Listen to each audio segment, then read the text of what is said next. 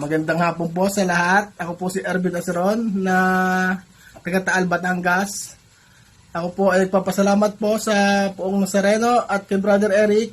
At ako po ay ginabayan ni Brother na sa aking pong karamdaman na ako po ay dati po ay 1 month na po ako hindi makatulog.